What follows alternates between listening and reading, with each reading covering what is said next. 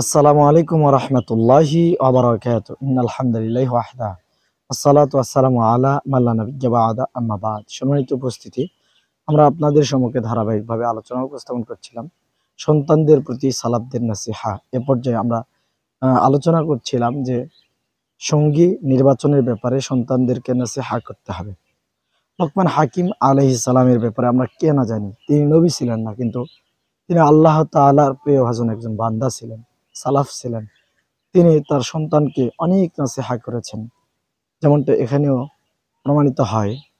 তিনি তার সন্তানকে বলছেন, ইয়া বুনাইয়া, হে আমার প্রিয় বৎস, লা ইয়ারিফু সালাসাতুন ইল্লা ফি সালাসাতি মাওয়াতিন।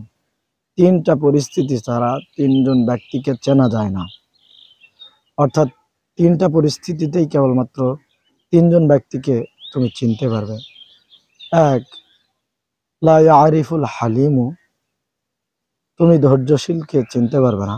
ইল্লা ইনদাল গাদাব, আর রাগের সমতে ছাড়া। অর্থাৎ রাগের সমতেই একজন ধৈর্যশীলকে তুমি চিনতে পারবে। ওয়ালা সুজাউ ইল্লা ইনদাল হারবি, আর তুমি সাহসীকে চিনতে পারবে না যুদ্ধের ময়দান ছাড়া। অর্থাৎ তুমি একজন সাহসী বীরকে চিনতে পারবে যুদ্ধের ময়দানে।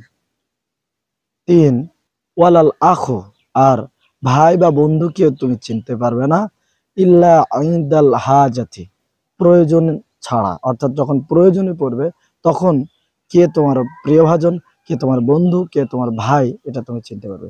সম্মানিত উপস্থিতি, পিতা হয়ে সন্তানকে এভাবে নসিহা করছেন যে তুমি দেখো, সাহসী বীরকে তুমি চিনতে পারবে যুদ্ধের ময়দানে।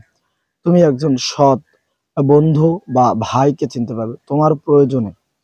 আবার তুমি একজন ব্যক্তিকে চিনতে পারবে যে হালিম বা ধৈর্যশীল, কখন?